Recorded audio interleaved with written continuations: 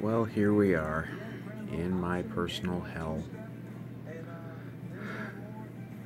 I saw it coming. I've seen this coming the entire playoffs.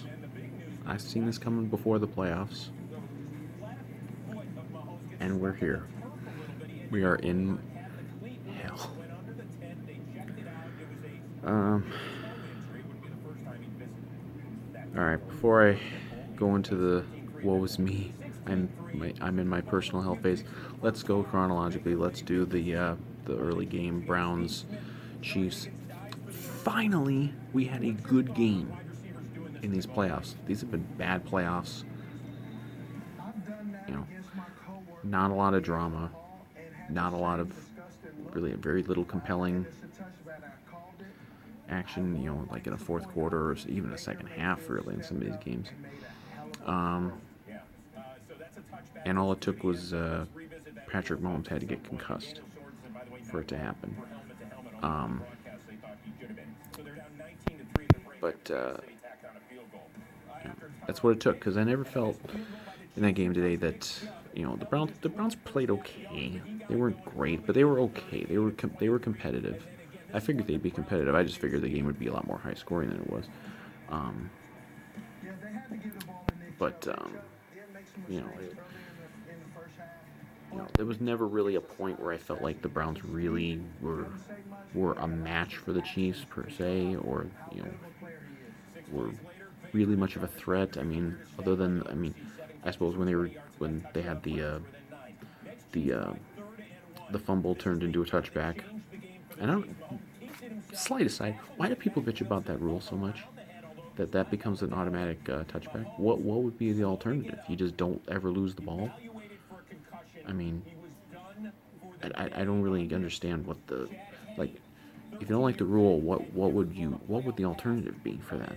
It just comes back to where you fumbled it. I mean, because if you fumble a ball out of bounds, it's usually it comes back to it's where the ball goes out of bounds. But you know you just automatically get the ball at the one if you fumble out of bounds. Because that if that's the case, you can just essentially throw the ball at the pylon. But I don't have a problem with the rule. But other than that play, like that was really the only point in the first half, at least, when it looked like Cleveland maybe could go toe to toe with them the whole way. But then um, instead of it becoming 16-10, Chiefs get it and go get a field goal, and it's 19-3. Um, and it helped that Chiefs kicker missed a couple field goals. That one in the third quarter after the interception, that was huge because if that thing goes to 22-3 right off the bat, that's pretty much it. Um, but yeah, when Mahomes got hurt and he went out and he was wobbly and he's walking the side, like you could tell the whole team just felt like, oh god, like we're fucked. It seemed like that was what they felt. That they just knew they were done, even though they led at that. I'm not sure what the score was at the time. It was definitely a two-score game, so it was probably 22-10. But you could tell that they felt like, oh my god, how are we going to finish this game off? Because I forget what point was in the game, even when I guess it was like mid third quarter when Mahomes got hurt. But um, then and Chad Henne's an okay backup quarterback. He's been around a long time. He beat us last year at Arrowhead. Um, but so then Cleveland's got momentum, and they know Mahomes ain't coming to save them. So they go and they score. It's 22-17. Here comes, but then the Chiefs start moving because Henny's a decent player. He's a decent backup quarterback. He's probably one of the better backup quarterbacks in the league. He just ain't Patrick Mahomes. When you got maybe the best quarterback, um, you know, that's a big drop off. But um, um, where was I? Lost my train of thought. Um, but anyway, they're driving. For some reason, they have Henne chuck one deep, gets picked off. Everybody thinks at that moment that Cleveland is going to drive down now and take the lead. Um, but then it didn't happen, and some of it you could say it's the Chiefs' defense stepped up, but that was a really bad drive of play calling, and you know the Vikings fans who have spent much of this season and certainly the last couple of weeks just drooling over Kevin Stefanski, treating him like Bill Walsh, like he's Bill Walsh already, because he got to the playoffs once and won a playoff game over an absolutely free-falling Steelers team. Um, he was awful. Like that was a terrible series of play calling.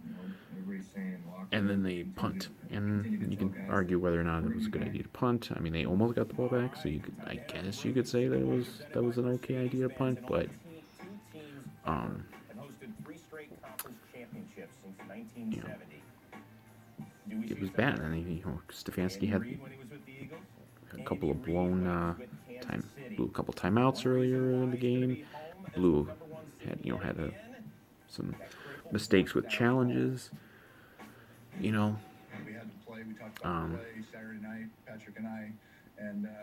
So just as an aside, look, no doubt Stefanski had a good year. Look, you get the Browns in the playoffs for the first time in almost 20 years. You win a playoff game for the first time in 26 years. Successful year, no doubt. He was a good hire by the Browns.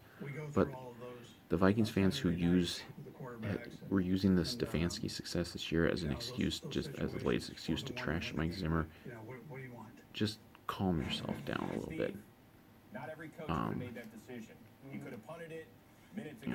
We'll see where he goes in future years.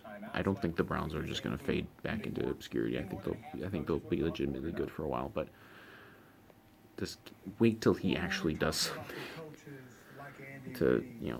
does something more, to act like, oh my God, what did we do to not fire Zimmer and promote him? He lost a game kind of similar to the games that when Zimmer loses them, these same Vikings fans lose their mind about. He lost to a backup quarterback most of that game, or not most of the game, but certainly in the second half. And a lot of it was due to bad play calling and misuse of timeouts and things, and bad situational coaching. So let's just calm down on Stefanski a little bit. But anyway, so then the Chiefs get the ball back, and it looks like they're not going to be able to seal the game. They got like 1 or 2 first downs. The Henne run on 3rd and long, that's a legendary play. If the Chiefs go on to win the Super Bowl again, that is a legendary play, because that saved their ass. Because if they had to punt it back there with like 2 minutes left, there's not a doubt in my mind that Cleveland goes and wins the game. And then, of course, he didn't pick up the first down, but then the 4th and 1.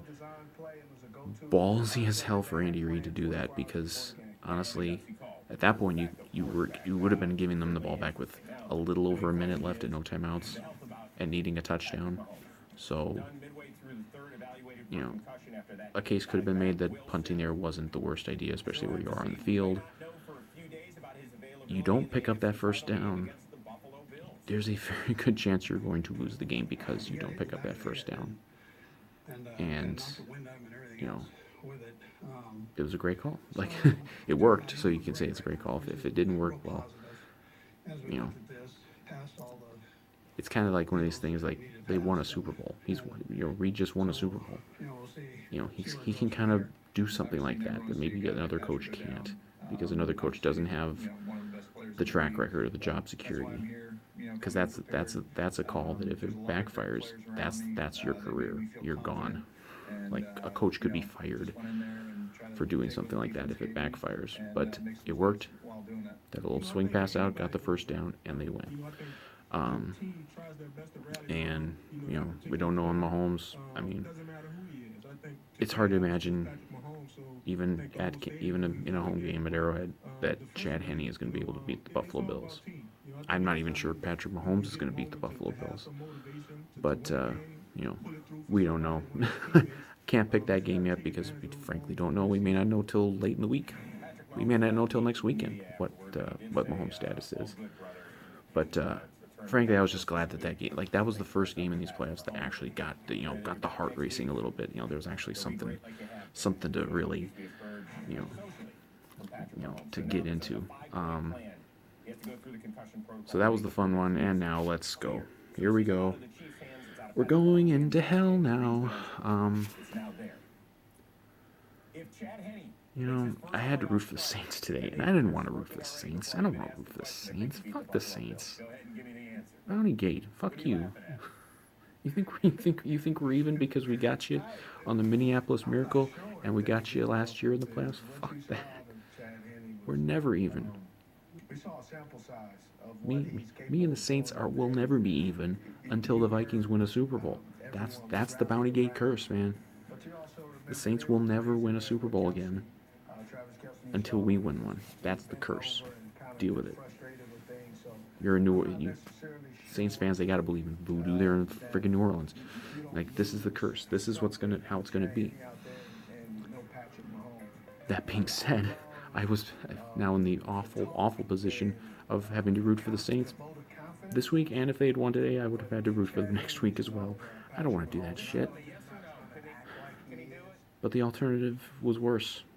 And the alternative is Tom Brady. The alternative is the media and the league getting what they want with Brady. And getting their Brady versus Rodgers NFC Championship game, which I knew that was going to happen.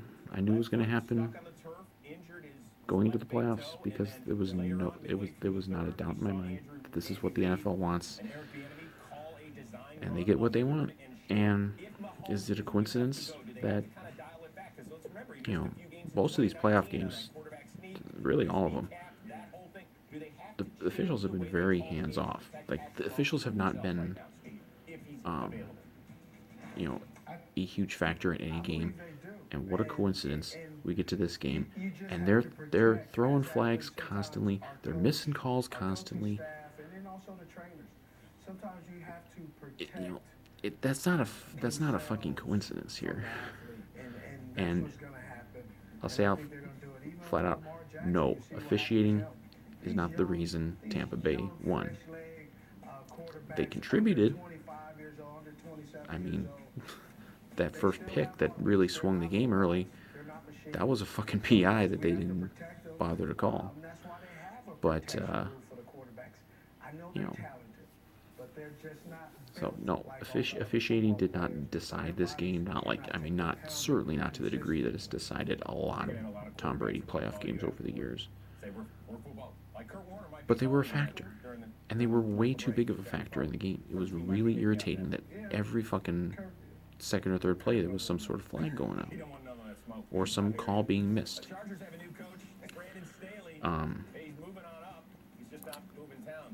But no, the number one reason that this game went the way it went and that I am now living in hell is Drew Brees. Holy shit. If that is his last game, if that's his last game, and it was reported flat out before the game that he is retiring, so if that's true, this was his last game. This was the last game Drew Brees will ever play. That was one of the worst final games a Hall of Fame quarterback has probably ever played. I mean, I haven't tried to think of the list of the worst games. I mean, most of them don't necessarily finish in a playoff loss, but God, that was awful. Brees was fucking terrible, and frankly, I'm kind of surprised Sean Payton didn't just go to Jameis Winston, and not just because Winston hit the one, the trick play, the double reverse long bomb, not like they had no threat of a passing game beyond anything like maybe 10 or 15 yards. None. Like, Brees can't throw. Like, he can't throw anymore. and he's taken a lot of hits. He's had broken ribs this year and stuff. Case could have been made. Why the hell was he even back? Like, I think the game he came back for was the Vikings game, and but I don't even know why he played. Like, I mean, I guess they brought him back because it was like, okay, maybe we got a shot to get home field advantage or something. But ultimately, they're probably thinking, why did we bring him back? Why didn't we just sit him until the playoffs? Because like he really wasn't any good against the Bears, and he was fucking terrible. This was just a garbage performance. Like throwing interceptions, um, you know, bad throws. Couldn't throw it beyond like 10, 15 yards.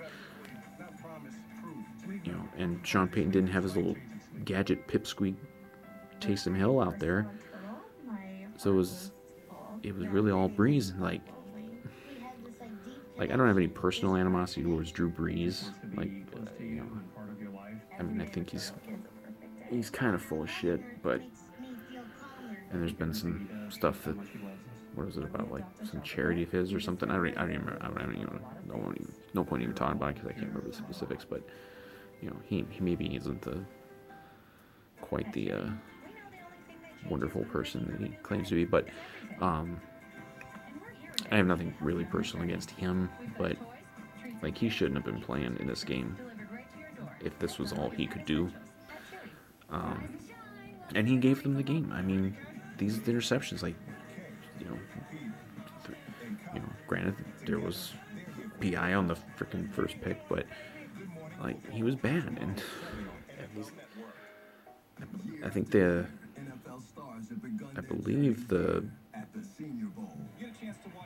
I think Tampa scored like 3 touchdowns off of the interceptions or something like that. Like it was really, really bad, and they couldn't really run, and certainly not like they ran on us,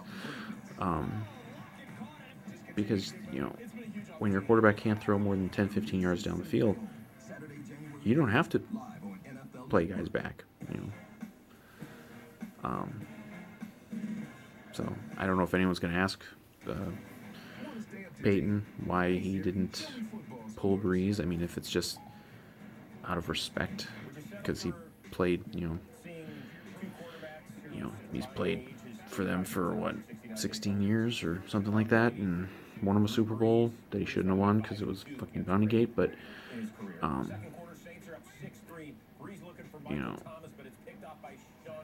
if it's just that, like, you lost a playoff game because you were too stubborn to just bench your quarterback. I mean, even Gary Kubiak. There he is again. Gary Kubiak. Even he benched Peyton Manning in the middle of that last season. Peyton Manning wasn't in a playoff game, but it was during that season. He benched him for Brock Osweiler. Sometimes you gotta bench the quarterback. Like, no matter what the name of the guy is, like, you had to do it, and they didn't do it. And I think if they put it, once they kind of realized that Breeze just didn't have it, you go with James Winston, I guarantee they win that game. But I'm not lamenting the Saints. I was like, I'm kind of trying to enjoy the fuck the Saints bounding gate. So, fuck you for stealing our Super Bowl season. You deserve this. You deserve Minneapolis Miracle. You deserve all of it, and they do deserve all of it. But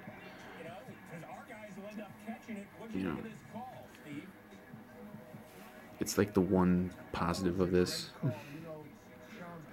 is that we get to watch the Saints. The Saints lost the 3rd year in a row. The Saints get beat in the playoffs at home. I guarantee that's never happened before. But anyway, as far as the game itself, beyond that, it's going to be Brady in the media, and it's just insufferable. The guy threw like 3 interceptions that got dropped. I mean,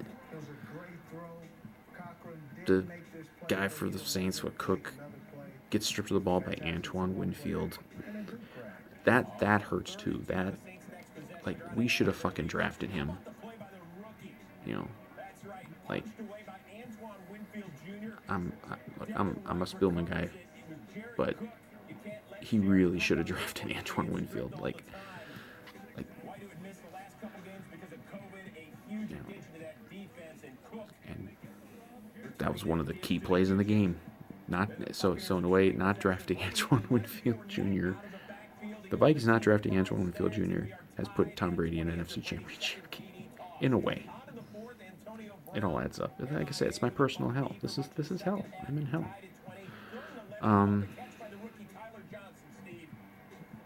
Yeah, and Tyler Johnson made a huge catch. Tyler Johnson barely played this year. He caught like, what, 11, 12 passes all year, and he catches a huge pass in this game today. It's hell. This is hell.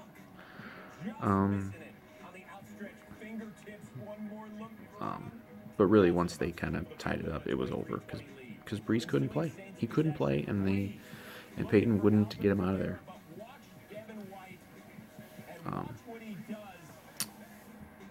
So whatever, it'll be just Brady, and like, oh my god, like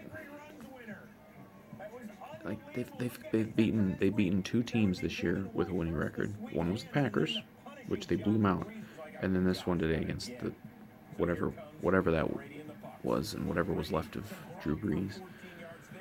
So anyway, and who couldn't see this coming, by the way, when it was like, oh, well, the Saints beat them twice in the regular season. No, that wasn't going to happen a third time, and everybody should have known that. I knew it,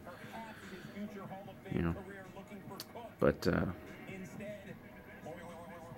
so yeah, we're officially in hell.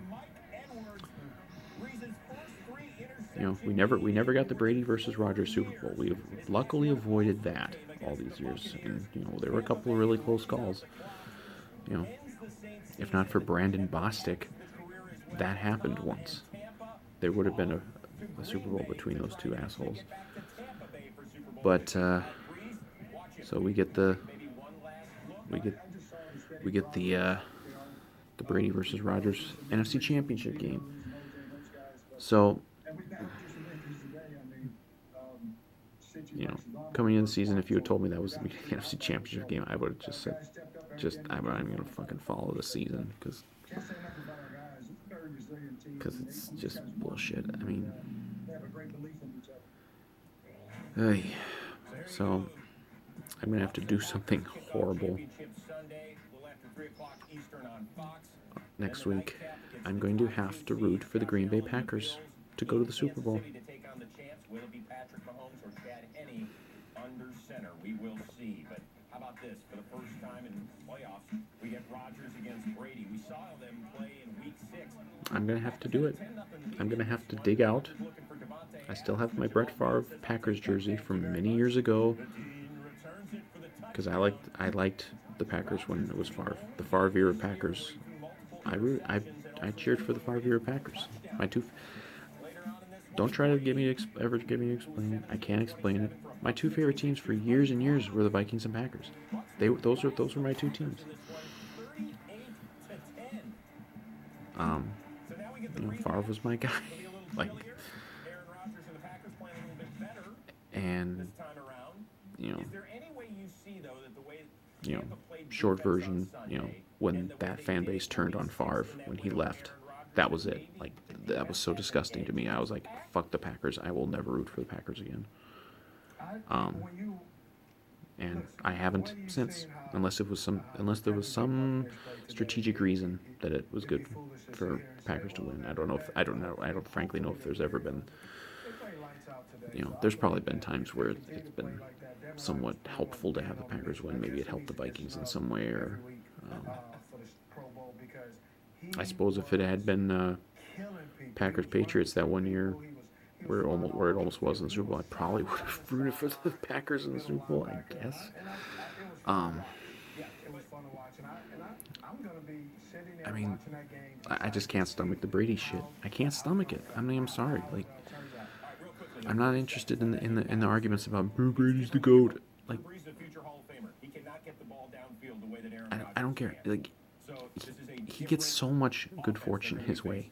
Like, he gets to play a 7-win team in the first game of the playoffs, and then he gets just the tattered corpse of Drew Brees playing one of the worst games of his career in a play. Like,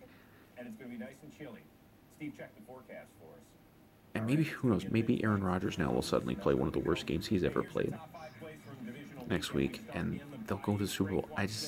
They'll get to be the first team. That's another fucking reason we didn't get our home Super Bowl 3 years ago, and now fucking Brady is gonna go to Tampa Bay and suddenly get to host a Super Bowl. Fuck that shit, man. I don't want. That's one thing I don't want anyone to ever get. We didn't get it. I don't want anyone to ever get the fucking home Super Bowl. Like I can stomach the Packers going to the Super Bowl. I can stomach it because at least they're a legit team. I just don't.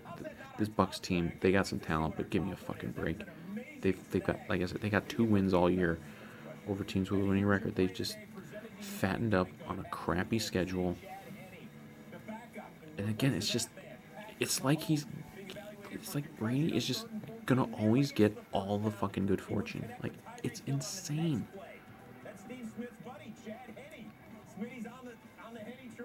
You know, Christ, Taylor Heineke was better than Drew Brees in the playoffs. I cannot stop. I can stomach. Like, look, I'm gonna root for whoever wins in the AFC.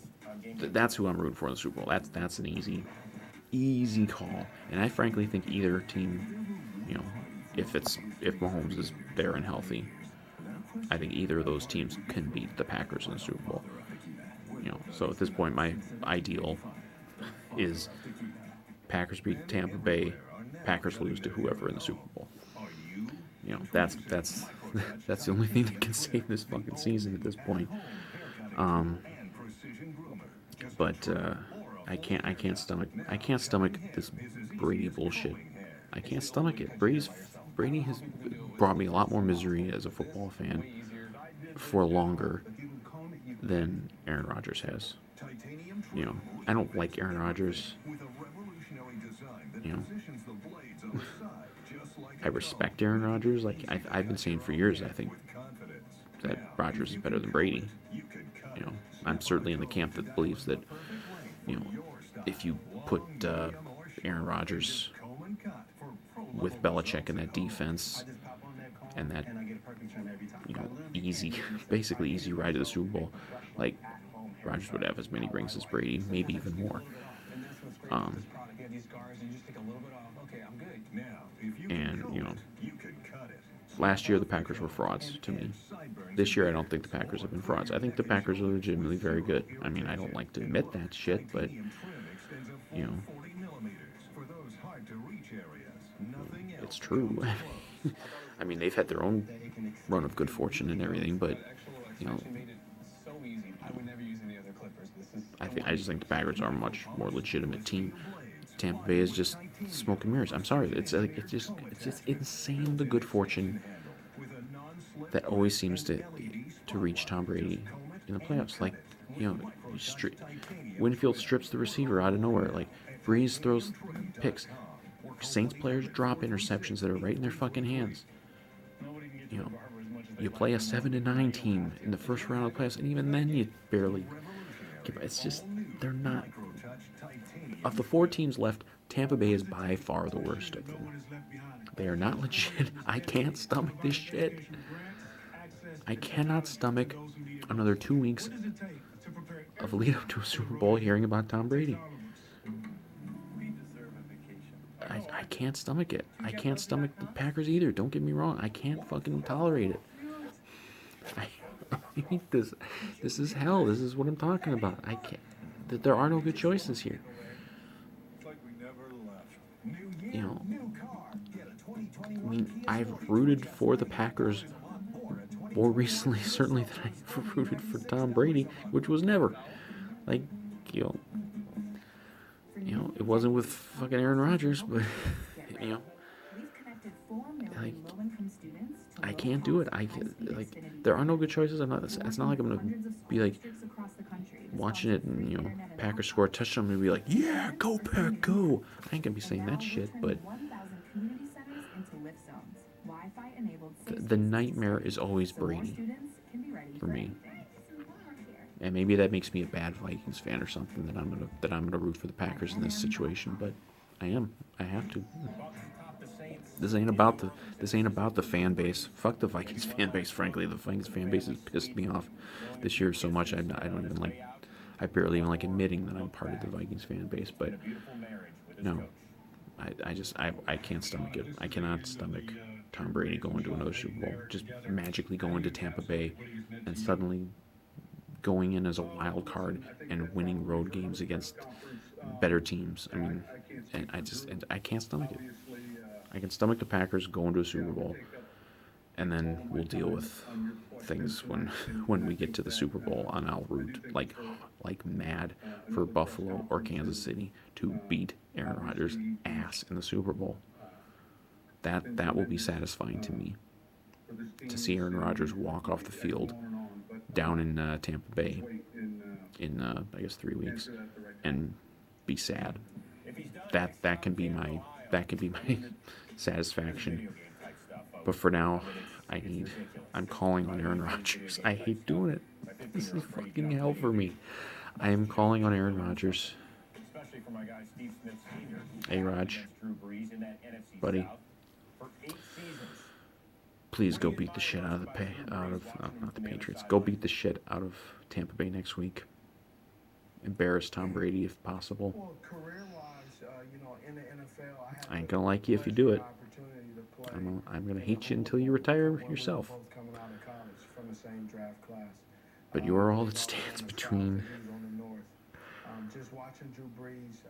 Tom Brady and another Super Bowl. And I hate Tom Brady more than I hate you. And I hate Tom Brady more than I hate the Packers. To play against him, to be on the same field with him, this is hell. To play at least the NFC game is the early game, so I can kind of. I don't have to spend the whole day like, oh God, not even looking forward, just like anticipating this horrible piece of shit game that I'm gonna have to watch. At least the AFC game is the late game. So. And he amazed us, even at 42 years old. This counts, by the way. This counts as part of the hell that's 2020. We're not in 2020 anymore, but this is still the 2020 season. So it's still hell. This is all part of it. This fits for the year. I'll say that. I mean, I don't know. I can't think of anything in sports that could match this. Because there's no, like, I hate the Yankees, but there's nothing, I can't imagine anyone playing the Yankees and I'm always going to root against the Yankees, even if it's like, Cleveland or the White Sox. I'm always going to root against the Yankees. I can't think of another thing in sports where it could ever kind of happen like this. There's no like second team or second player that I hate in other sports. It's just there are obviously so many incredible memories, so many incredible relationships that have come as a result. At least we never had this in a Super Bowl. I don't have to deal with this in a Super Bowl. That's not ever gonna have to be a worry. But and I'd say this season probably had to fight through more than I've ever had to. It's come to this, my personal hell, and I will now root for the Green Bay Packers to go to the Super Bowl. When I've never seen the Vikings play in a Super Bowl in my lifetime. And I'm going to have to sit there and root for their most hated rival, our most hated rival, to go to the Super Bowl. Because the alternative is even more unthinkable.